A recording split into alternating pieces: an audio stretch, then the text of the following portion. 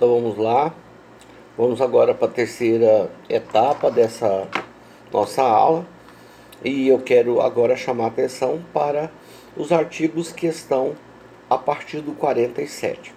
Os artigos que estão a partir do 47 são os artigos que vão falar da ação por falta de pagamento. Eu posso cobrar de quem? No prazo prescrito eu posso executar. Terminou o prazo de execução, eu posso entrar com a ação de cobrança. Nesse prazo de ação de cobrança eu tenho 5 anos, né, da data do vencimento do título para poder cobrar. Então isso dá uma extensão maior para você, lembrando que a ação de execução é diferente da ação de cobrança ou das ações ordinárias, porque na ação de execução a pessoa já é citada para pagar, não se discute se ela é devedora ou não, ela já é chamada de devedora. Então eu posso cobrar do emitente, do cheque, dos seus endossantes e também dos avalistas. Leva-se em consideração que compete ao credor escolher alguns ou todos, como já infinitas vezes já falamos isso durante as nossas aulas, né?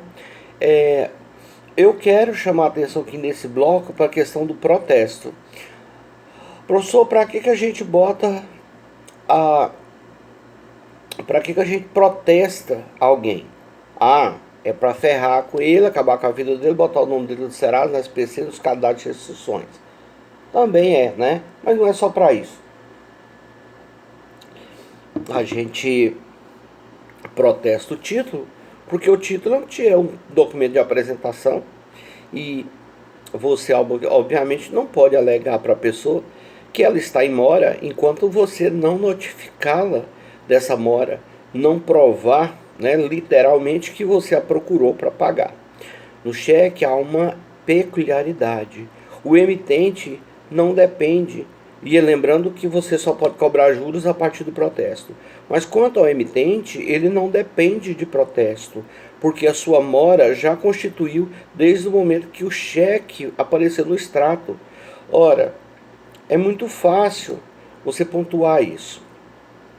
A Amanda me deu um cheque. Eu endossei o cheque para o Nicolas. O Nicolas endossou o cheque para a Poliana. A Poliana depositou o cheque voltou. Bom, a única pessoa que sabe formalmente que o cheque voltou é Poliana, que depositou o cheque, e a Amanda, que deu o cheque. Poliana, porque vai aparecer na conta dela cheque creditado e cheque devolvido. Na conta da Amanda, do mesmo jeito, vai debitar e depois vai acreditar de volta. Agora, eu e o Nicolas não tenho como saber se o cheque voltou. Então, se Poliana pretende acionar a mim, se ela pretende acionar o Nicolas, ela tem que nos protestar. Porque antes dela nos protestar, nós não constituímos em mora. Então ela não pode cobrar juros de mim, nem do Nicolas, enquanto ela não protestar o título, né? Lembrando que, para isso, né, existem os cartórios. O título tem que ser protestado no cartório do domicílio do devedor, porque afinal é lá que ele deveria pagar, né, o cheque. Bom, aqui no caso o cheque também é o emitente, né, do cheque.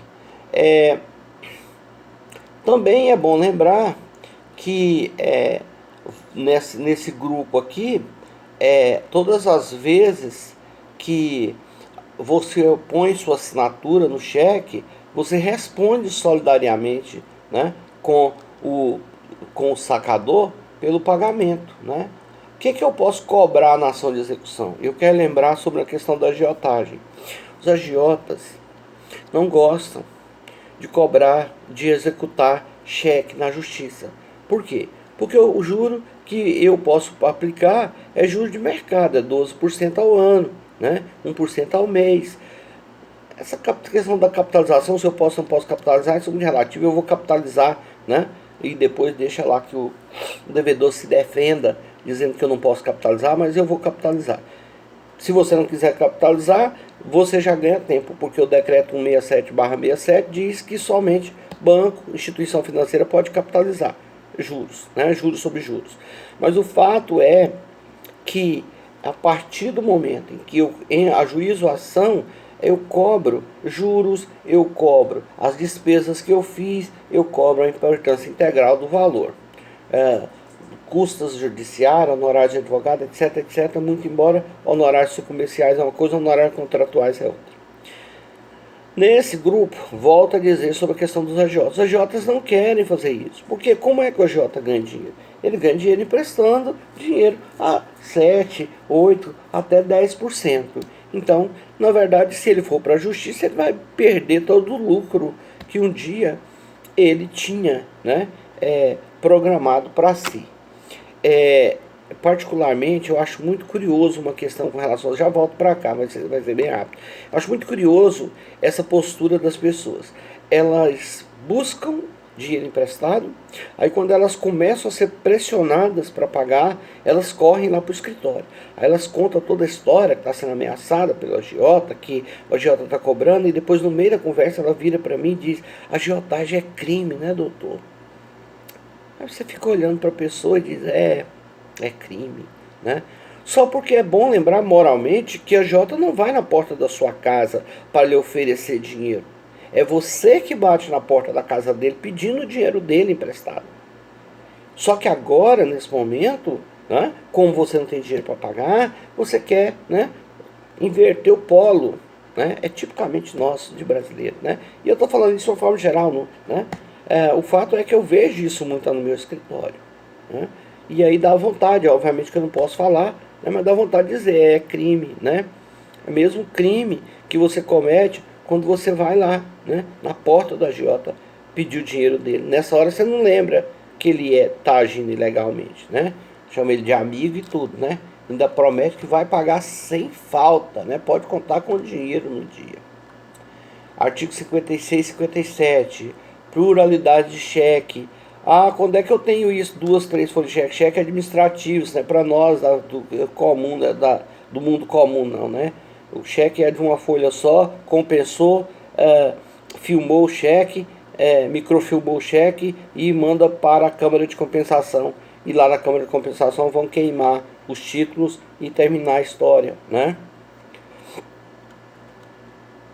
O artigo 59, 61, aos 59, 60, 61 e 62, só complementa aquela regra que eu já falei da prescrição.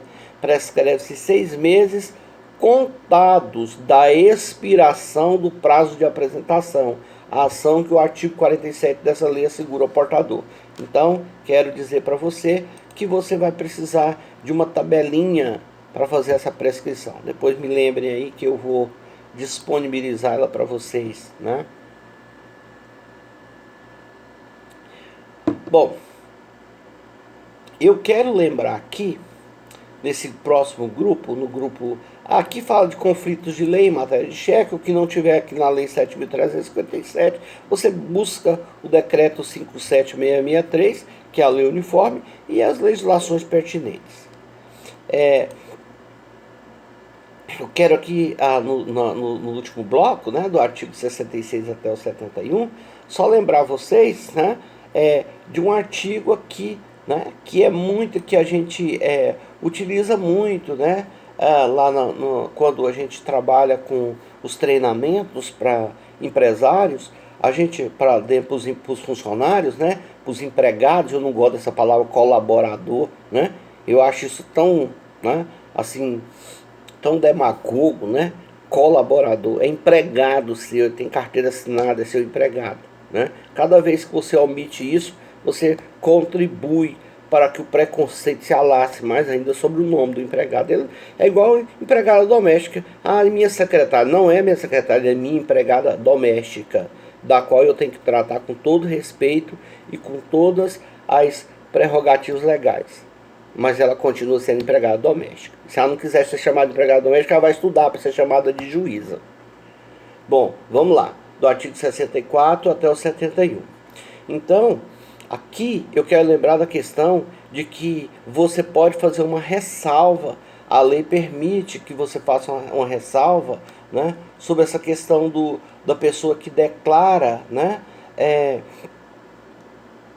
que vai lá e susta o cheque, susta, né, de suspender. Eu não estou localizando o artigo aqui, mas depois eu vou localizar ele. É crime você ir lá e sustar cheque imotivadamente. Muita gente utiliza essa sistemática, dá cheque na praça, depois vai lá e susta o cheque para que na data o cheque não entre lá no cadastro de emitente de cheque sem fundo, né? E aí o dono da loja, coitado, fica lá com o cheque sustado. Então, quem, dono de loja, comerciante, recebeu o cheque, o fulaninho foi lá e sustou o cheque sem motivo, vai na delegacia, faz uma representação criminal contra ele, né, lá na delegacia, é queixa, sei lá o que é que faz na delegacia, denúncia, queixa, sei lá o que é, né? Eu sei que você vai na delegacia e faz, já fiz uma lá, uma vez, né? Há 2 vezes lá no escritório. Hoje tem, né, quem lida com direito penal no escritório, repassa para lá para quem lida com direito penal, mas lá no início da profissão a gente faz de tudo, né? Faz direito penal, faz direito civil, faz direito comercial, vende Avon, né? Tudo que você puder lá no início da profissão você faz, né? Depois de um certo tempo você começa a escolher o que você quer.